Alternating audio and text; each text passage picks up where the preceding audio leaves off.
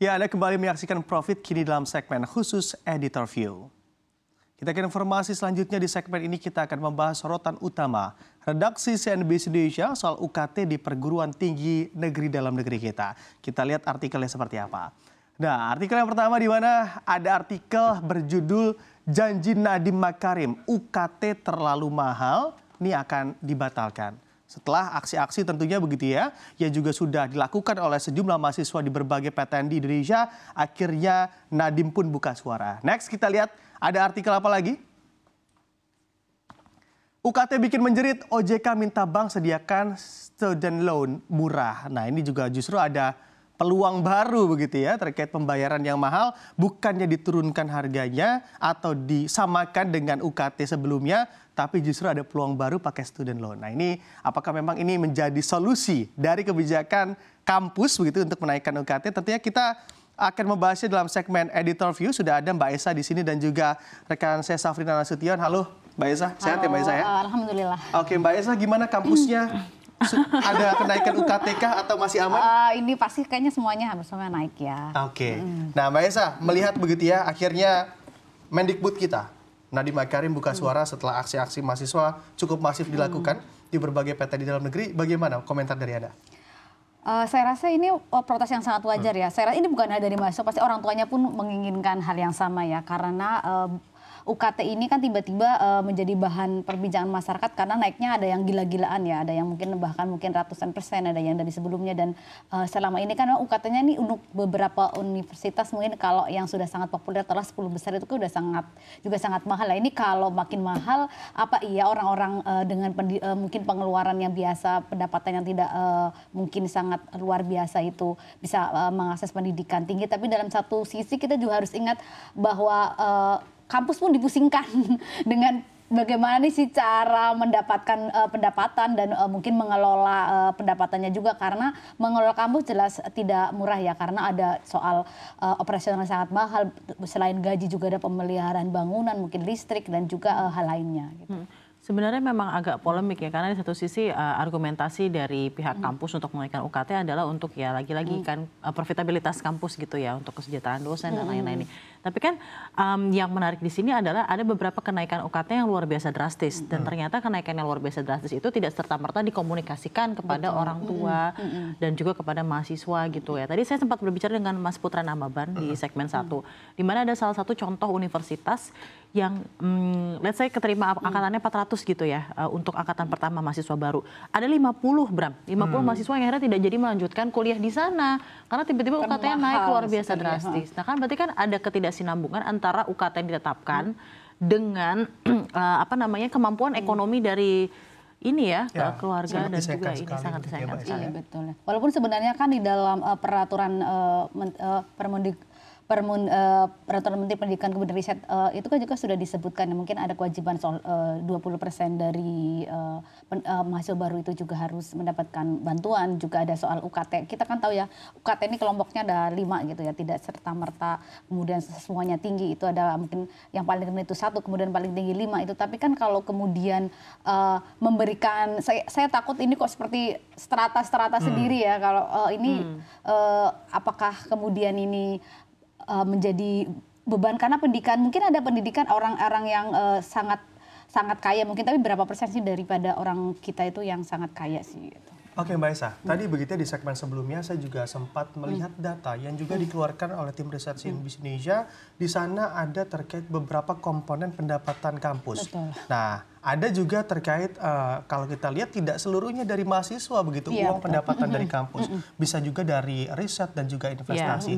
Apakah hal-hal seperti ini juga tidak menjadi fokus kampus agar memang UKT untuk mahasiswa ini bahkan bisa memberikan beasiswa lebih banyak begitu ya, bukan menaikkan dana pendidikannya. Nah, ini memaksimalkan investasi dan juga jasa riset yang bisa dilakukan. Iya betul, tapi kan memang juga walaupun ada status PTNBH ya, artinya bahwa sebenarnya kan kampus untuk yang PTNBH diberi seperti BUMN ya, diberi kekuasaan luar biasa untuk mengelola aset dan kemudian kebijakannya. Tapi kan kita harus tahu bahwa kampus ini kan bukan perusahaan ya. Betul. Harusnya ya, bahwa ada pasti batasan-batasan untuk mengelola bagaimana sih mereka pendapatannya gitu ya. Ada cara mungkin kalau kita lihat kemarin kan tim riset mencoba membedah nih laporan keuangan dari 5 kampus besar ya, UI, ITB, UGM dan Erlangga dan ITS itu. Kalau kita lihat memang kalau kita harus akui mungkin ITB bisa menjadi salah satu contoh yang bagus. Mereka itu pendapatannya sangat bervariasi, tidak hanya dari UKT tapi ada juga dari soal kontrak-kontrak kerjasama mereka mungkin ya. Kalau kita kan pasti kontrak penelitian banyak ya dari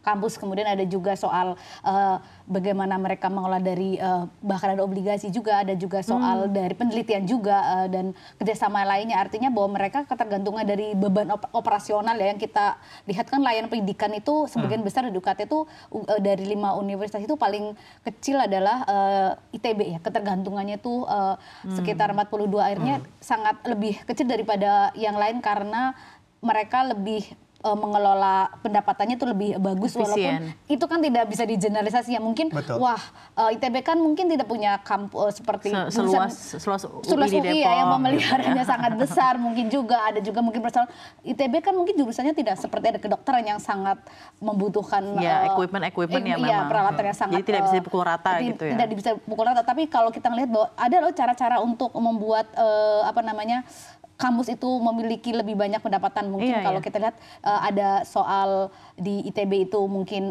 sponsorship dari perusahaan yang lain, kalau atau mungkin kan ada yang soal dengan namanya saya lupa, kalau lulusan ya, lulusan mereka juga bagaimana mereka bisa bekerja sama untuk gitu ya, menyumbang lebih banyak. Jadi kampusnya itu pendapatannya lebih beragam dibandingkan kampus-kampus yang lain. Oke.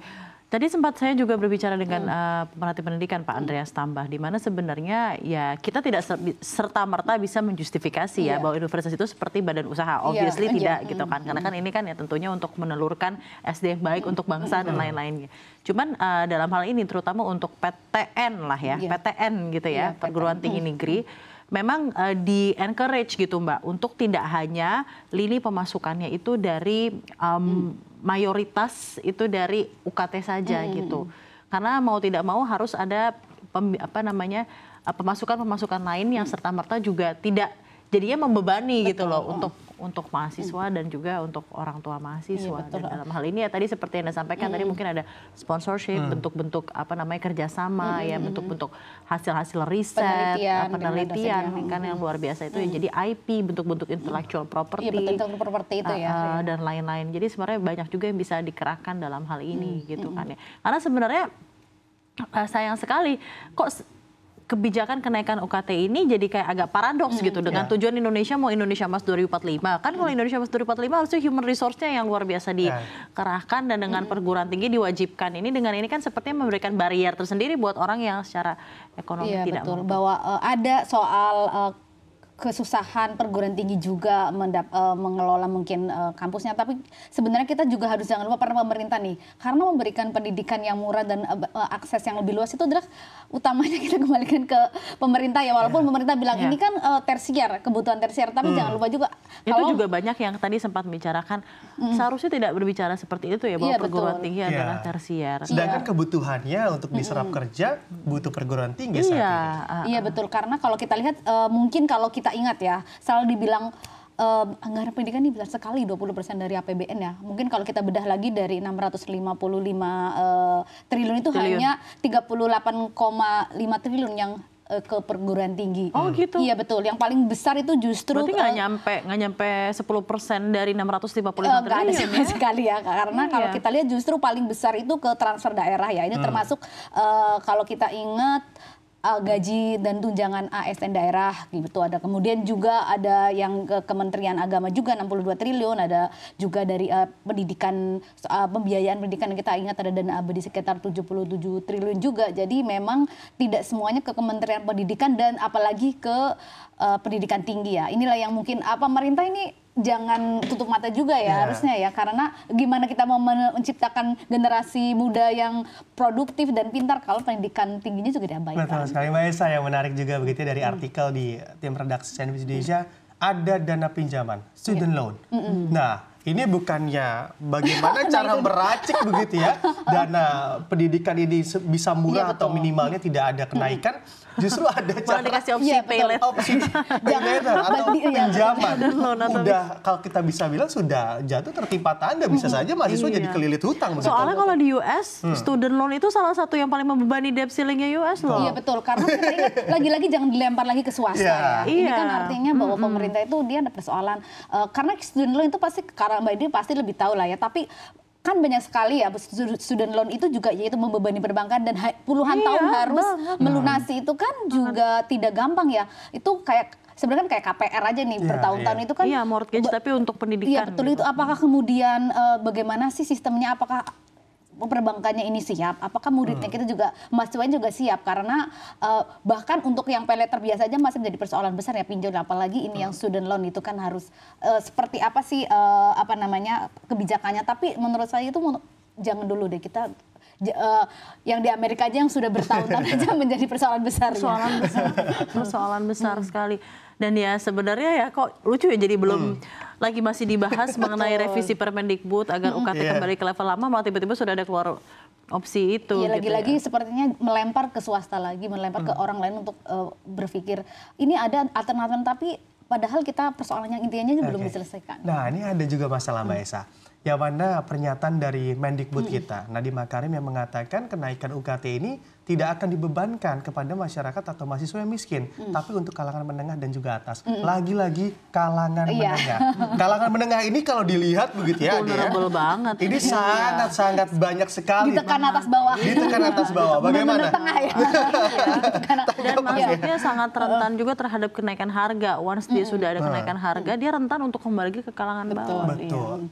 Ya ini juga bahwa lagi-lagi kelas menengah jadi korban ya. Kalau gimana kelas menengah mau naik ya, kalau belum apa-apa sudah ditekan. Kalau kita lihat mungkin dipukul rata aja, PDB per kapita kita kan sekitar 76 juta per tahun ya. Itu mungkin sekitar berarti mungkin 5 atau 6. Berarti kan 6 juta per bulan, berarti kan itu rata-rata aja ya. Ada kelas memang yang sangat tinggi di situ, tapi bayangin aja itu dengan penghasilan segitu harus dibagi dengan berbagai macam ya, dengan UKT yang puluhan juta. Apakah kemudian kelas menengah kita itu mampu mengakses pendidikan yang ke sana, karena mereka juga ya itu lagi-lagi kepepet ya, bukan kelas mungkin bukan di UKT 1, di UKT 2 harus memilih lagi. Ini jangan sampai kemudian ada yang lagi dikorbankan, karena ya itulah menurut saya juga harus lebih di analisa lagi harusnya seperti apa sih, karena ya itu ya, ini kan bagaimanapun menyediakan pendidikan walaupun dibilangnya selalu tersier ya, tapi itu kan pemerintah, ada peran pemerintah harusnya ada di sana. Oke, dan semoga juga Mendikbud kita punya racikan yang pas begitu ya, karena memang base-nya dari korporasi seharusnya bisa bagaimana caranya memaksimalkan profit tanpa harus membebani UKT. Seharusnya. Thank you Mbak Esa, thank you Safrina. Terima kasih. Ngobrol-ngobrol begitu ya di Editor's View, kita bahas terkait UKT.